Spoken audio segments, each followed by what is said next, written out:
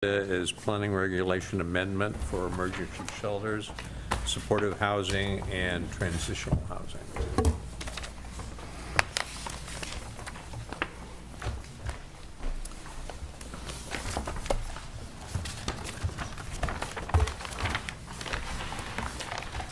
Good evening, Commission. Happy New Year. My first item this year is going to be a code amendment.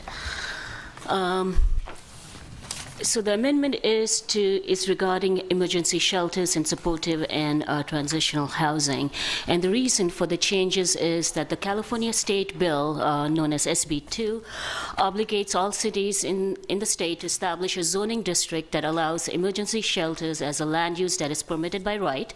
It also requires supportive and transitional housing developments to be considered as residential uses, subject to those same restrictions that apply to other residential units of the same type in the same zone.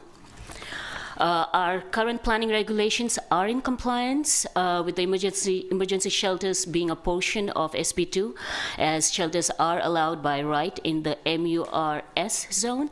Regarding the supportive and transitional housing, these are included in the regulations under the residential use category. However, the staff believes that the following refinements are necessary. One is adding performance standards for shelters, because as you will note, they are now allowed by right in certain zones, and we do not have any performance standards for uses of this type. And the second reason is to allow the subdivision of the supportive and transitional housing category into a single unit, 2-unit, and multi-unit classifications, so that they match up with the residential uses of a single family, duplex, and multifamily. So that's the reason why we are doing the same for supportive and transitional housing.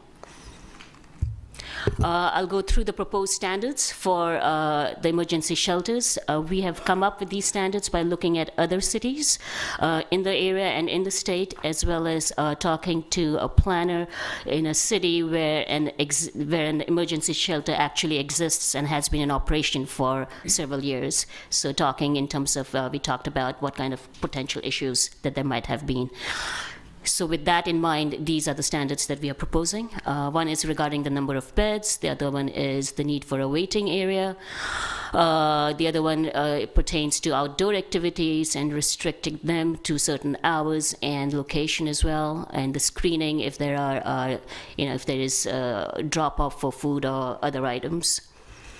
There's also a location requirement, making sure that if no shelter is within 300 feet of any other shelter. Another one regarding lighting, security, then a management plan, making sure that the operators have thought of various things regarding staff training, what happens with neighbor relations, security, screening. So the operator would need to give us this management plan before they can go in and get their business license. There's also a requirement regarding on-site staffing. And the last two refer to compliance with the operation with any applicable federal, state, and local regulations, and also to life safety regulations regarding building, fire, or health and safety codes. Moving on to the supportive and transitional housing. So all that we are doing is amending the table which outlines all the various uses and whether they are allowed by right, conditionally permitted, or prohibited in various different zones.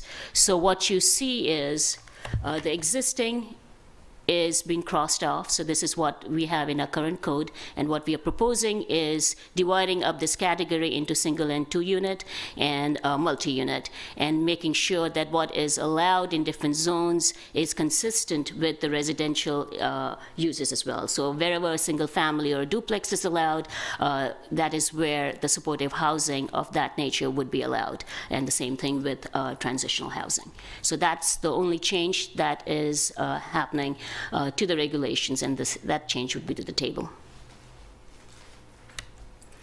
So we are recommending that the adoption, one of the reasons for recommendation for adoption of this is that it would fulfill policy 4A4 of the city's housing element, which ends this year, and which is also needed for the compliance with SB2.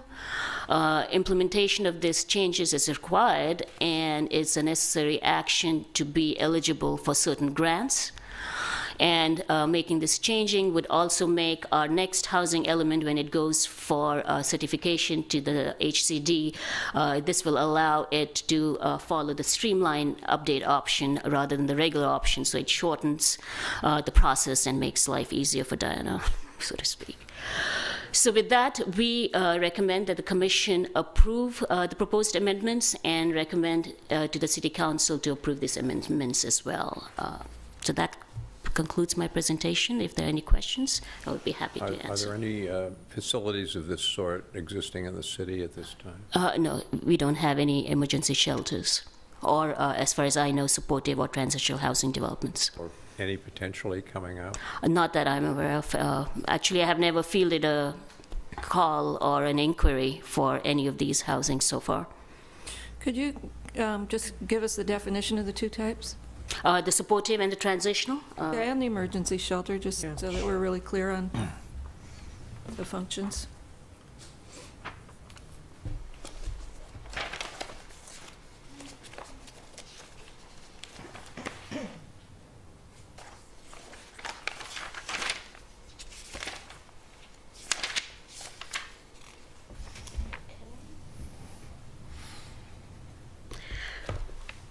So the supportive housing is defined as housing with no limit to the length of stay that is linked to supportive services, either on or off-site, to assist residents in retaining the housing, improving their health status, and maximizing their ability to live and, when possible, work in the community. Transitional housing is defined as temporary housing of 6 to 24 months with supportive services. Accommodations may consist of shared living quarters with more than one room or unit sharing kitchen and or bathroom facilities. Self-sufficiency development services are provided with the goal of moving residents to permanent housing. And you wanted, let's see. Page 210. And the emergency shelters is housing with minimal supportive services for homeless persons that is limited to occupancy of 6 months or less by a homeless person or family. Medical assistance, counseling, and meals may be provided. Thank you. I have a question regarding the zoning and where these are placed. When I looked at the current housing element, it showed two locations, one in the northeast of town in the industrial area and one down in the south side of town near the Pack and Save. Is that what is currently, or is that what is proposed for this placement of these shelters? The emergency shelters, right now, they're allowed by right in the near the Pack and Save Okay. area. When we did the new planning regulations and the new zoning map, a decision was made to select one of those two areas that are shown in the housing element. It's not a requirement that we allow them in both of those areas. The housing element identified two possible areas, and when the regulations were adopted, the decision was made to go with the southern one. Okay, so the one in the northeast of town isn't in consideration anymore? No. Okay, because that was my preference, is to leave the non-residential out of that area. Right. Okay, so we're just talking about now putting this in the one area of town. It's actually already there. I mean, Okay. the MURS zone already permits emergency shelters by right under the new planning regulations. This would simply enact standards for them, so that when But they come only in the in. south parcel of town? Excuse me? Only in the south parcel of town, not in the northeast? Correct. Good, okay. Well, actually, it should be noted that emergency shelters are also permitted with a conditional use permit in some other zoning districts as well. And these standards would apply also if they needed a conditional use permit.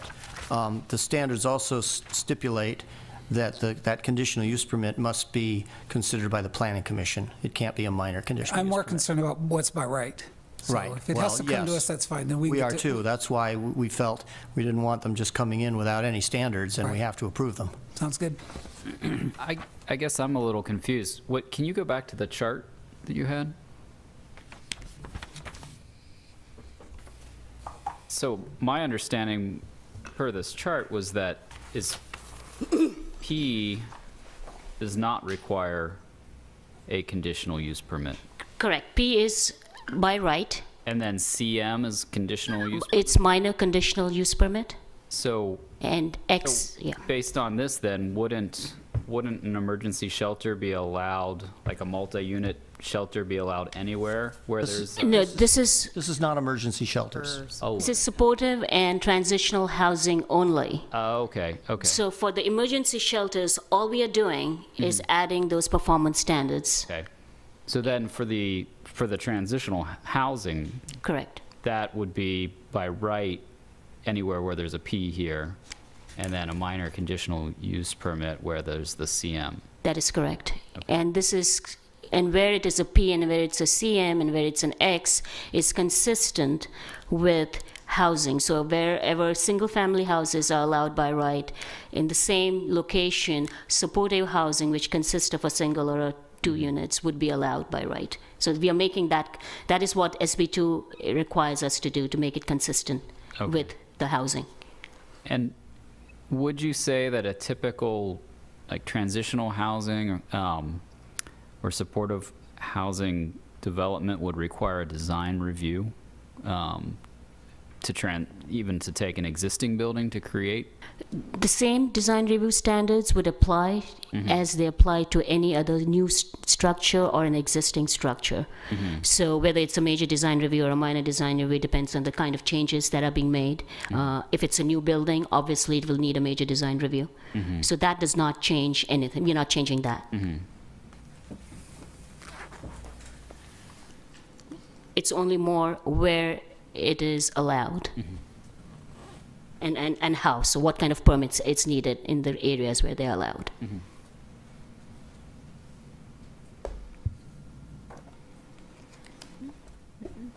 Any further questions of Maru? I move approval. You need to hold a public hearing. That's right. Sorry. Does anybody from the public wish to speak on this item?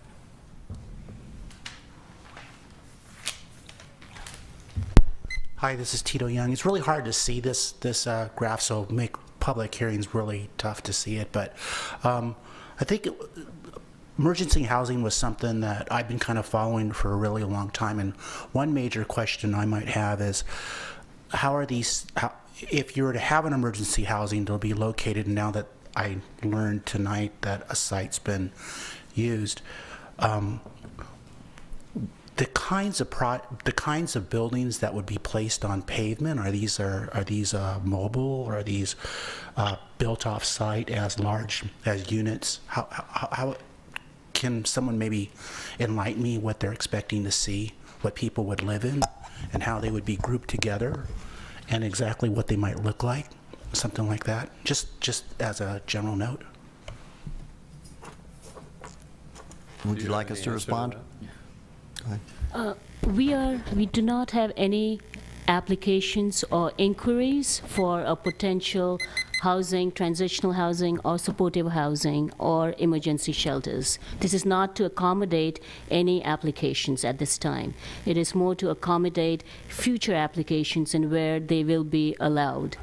And that's all we are doing, and we are doing this because the state law requires all cities in California to allow these type of facilities and be treated the same way as housing is treated by the cities. So that's all that is happening here. So we don't have any idea what kind of construction type might be Right. proposed by somebody who would propose such a facility. Whatever they propose, we would review. And it would go through design review, as the Commissioner Gunkel had mentioned. To which person would this go through yourself, or would you be the It person? would most likely go to the Planning Commission Straight on. Thank you if very it's much. a new building. Would you please it's- sign in over there? Any further public comment? For the public comment closed. I'll just say great job, and anything we can do to get on the longer housing element cycle is welcome, so. So I would move approval. I would second. Charlie? Okay, moved by Commissioner Donaldson, seconded by Commissioner Keller.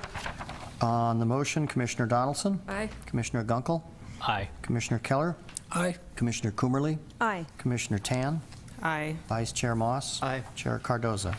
Aye. 7 ayes, the motion is approved. We will forward this to the City Council with your recommendation that it be adopted. Thanks. Good job.